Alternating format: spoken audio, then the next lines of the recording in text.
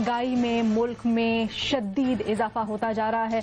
जनाब, पेट्रोलियम मसनूआत की कीमतों में इजाफा क्या हुआ? दिन ब दिन अशिया ज़रूरिया ख़ासतौर पर रोज़मर्रा की जो इस्तेमाल की अशियाएँ उनमें तो इतना इजाफा हो रहा है कि अब पहुँच से दूर होती जा रही हैं। गरीब की क्या, अब तो जो मुतवस्सित तबका है, मिडिल क्लास है, वो भी सोचने पर मजबूर है कि किस तरह से महीने का अपना खर्चा चलाया जाए। बड़ा मुश्किल हो गया है गुजर बसर करना।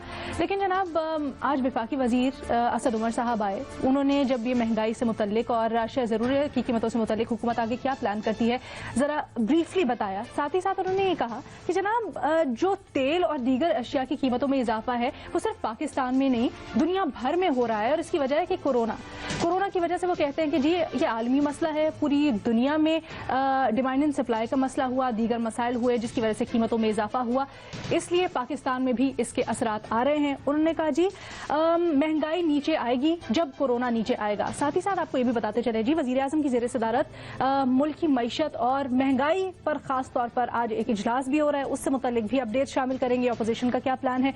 सवाल हमारा कुछ यूं, खासकर असद उमर ने आज जो तौजीह पेश किया उसके ऊपर, कि वो कहते हैं कि कोरोना बढ़ती महंगाई की वजह है। तो क्या ऐसा ही है?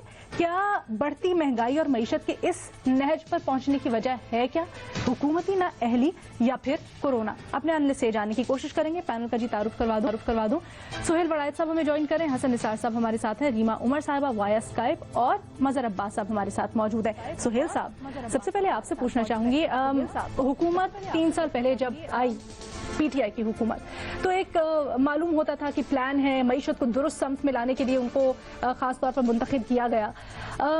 वहां से लेके अब तक क्या वजह है कि महंगाई बढ़ती जा रही है? असद उमर तो कहते हैं कि कोरोना है। क्या वाकई हुकूमत के साथ जरा बैड लक हो गई या फिर कुछ मिसमैनेजमेंट भी है? देखिए, मेरा ये ख्याल है कि कुछ चीज़ें तो ऐसी हैं कि जो इंटरनेशनल हैं।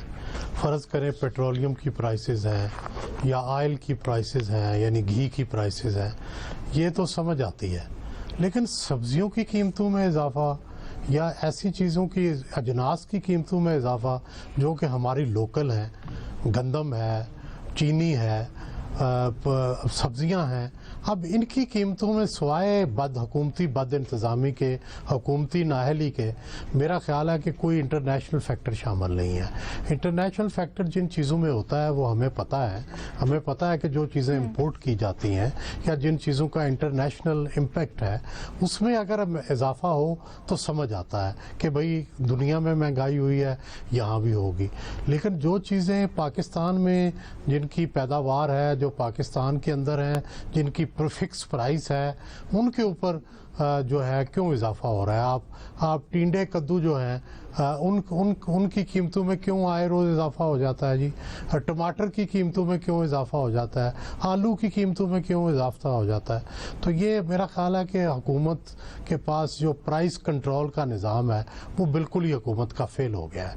और इसने हुकूमत ने शायद बजाय इसके कि अपने सिस्टम को ठीक करे, इसने इसका जो जवाब ये ढूंढ लिया है कि ये कोरोना है, ये इंटरनेशनल महंगाई है, ये है, बजाय इसके कि कोई प्राइस का कंट्रोल जो है वो करते हैं। और अब भी इन्हें यही करना चाहिए कि प्राइस का कंट्रोल सिस्टम लेके आए।